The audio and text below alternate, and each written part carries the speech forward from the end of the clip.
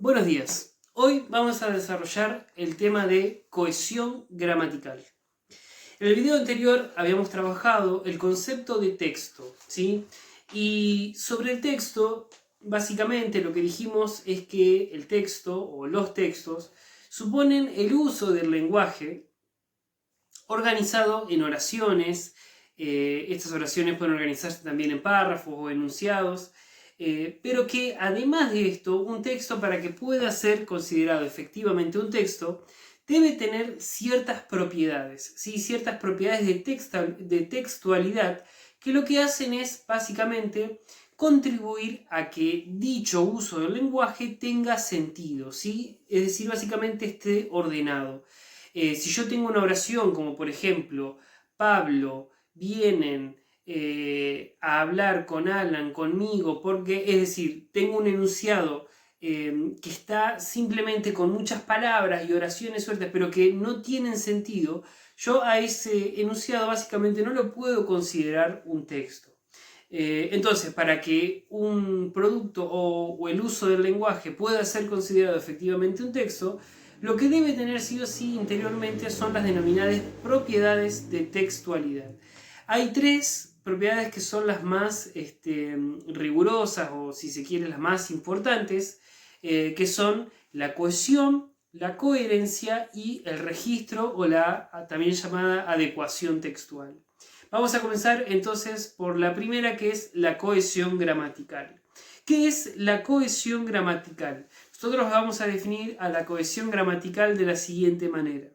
La cohesión es la propiedad textual, ¿sí? La propiedad del texto, que permite la unión entre distintas oraciones, palabras o enunciados, ¿sí? Dentro de un mismo texto. Existen, en este sentido, distintos tipos de cohesión, y la teoría sobre la cohesión gramatical es bastante extensa, pero nosotros vamos a centrarnos simplemente en esta idea de unión, ¿sí? La cohesión es aquella propiedad del texto que permite que todas esas palabras que nosotros vamos pronunciando básicamente estén unidas, ¿sí? Cohesión, digámoslo así, es sinónimo de unión, ¿sí? Es sinónimo de aquello que funciona de manera ordenada y de manera consistente. Se dice que algo es cohesivo cuando uno comprende y mira que eso está todo pegado. Pensemos, me gusta comparar al concepto de texto con el concepto de una pared. Si una pared es un texto, tenemos que imaginar que todas las palabras son los ladrillos, ¿sí? Todas las palabras que vamos diciendo son ladrillos, y el cemento, ¿sí? Esa mezcla que se usa para pegar todos los ladrillos, sería la cohesión, ¿tá? La cohesión entonces es esa propiedad que permite que todas las palabras organizadas en oraciones y en párrafos y demás estén unidas. Ahora bien, ¿cómo se presenta efectivamente la cohesión en los textos? Básicamente la cohesión se presenta en los textos a través de distintas propiedades, justamente que nosotros vamos a mencionar, propiedades, ¿sí? De cohesión. ¿Cuáles son las propiedades de cohesión? Hay muchísimas, solamente nos vamos a centrar en 4, ¿sí? Estas propiedades van a ser la referencia, la elipsis, la sustitución y la conjunción o conectores. Vamos con la primera. La referencia. ¿Qué es la referencia? Básicamente la referencia consiste en el uso de pronombres. ¿Y qué eran los pronombres? Los pronombres son las clases de palabras, ¿sí? Que por definición o por principal función tienen la de establecer una referencia con una palabra mencionada anteriormente o que se va a mencionar adelante, o que tiene una referencia por fuera de ese texto. Entonces, por ejemplo, yo puedo decir la siguiente frase: cuando la mujer llegó a las rocas, yo miraba el poniente. Allí me mantuve inmóvil y ella buscaba una manta. En ese ejemplo que di, aparecen varios pronombres, ¿sí? Entre ellos aparece el pronombre yo, el pronombre allí y el pronombre ella.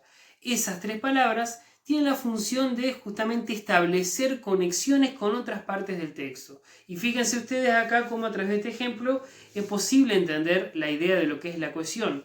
Gracias a estos pronombres, todas esas oraciones, todas esas palabras, mejor dicho, aparecen conectadas entre sí.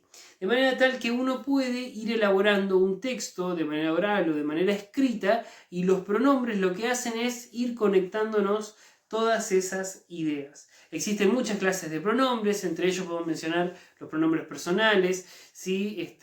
Los pronombres que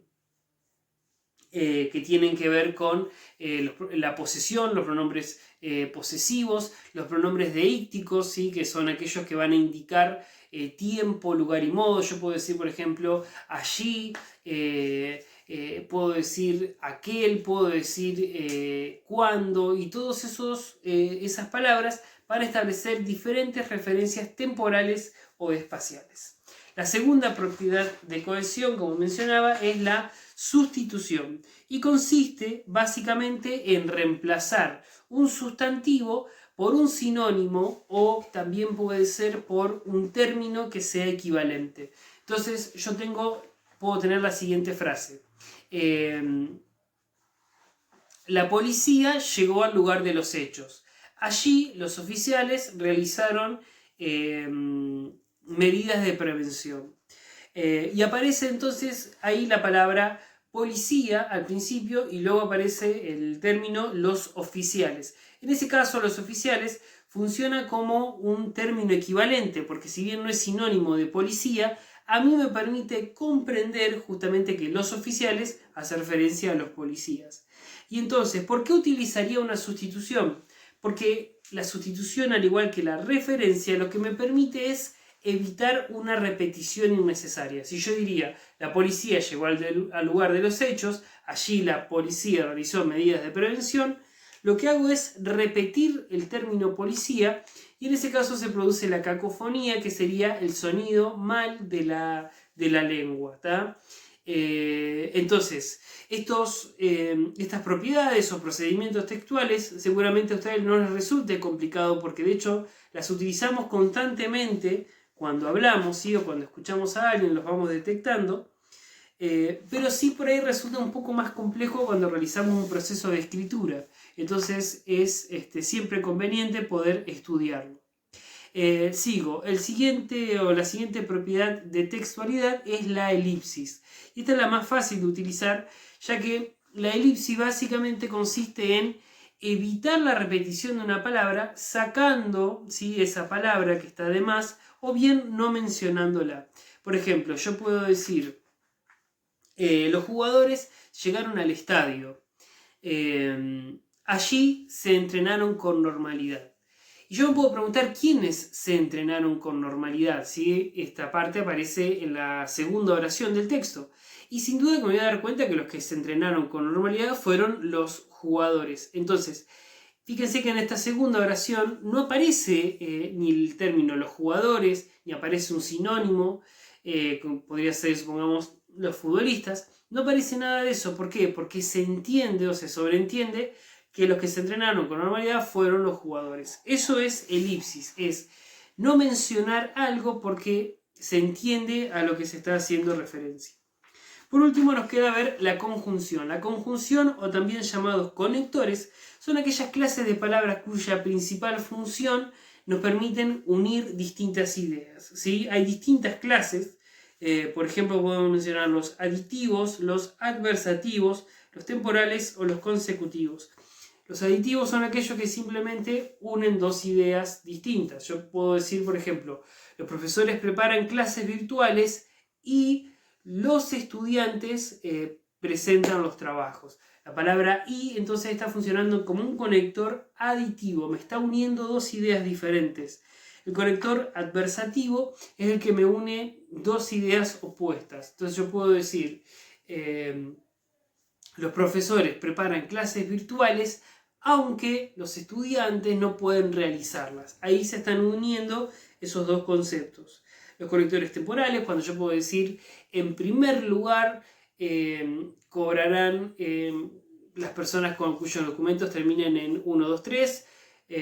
En segundo lugar, cobrarán las personas cuyo número de documentos termine en 3, 4, 5. Y por último, cobrarán tales personas. En ese caso, estoy uniendo varias ideas en momentos temporales distintos. Y por último, los consecutivos, que pueden ser aquellos que expresan causa y consecuencia. No se tomaron las medidas de prevención necesarias. Por esto, el contagio sigue siendo masivo. Esto ha sido todo por hoy. Nos vemos la clase que viene.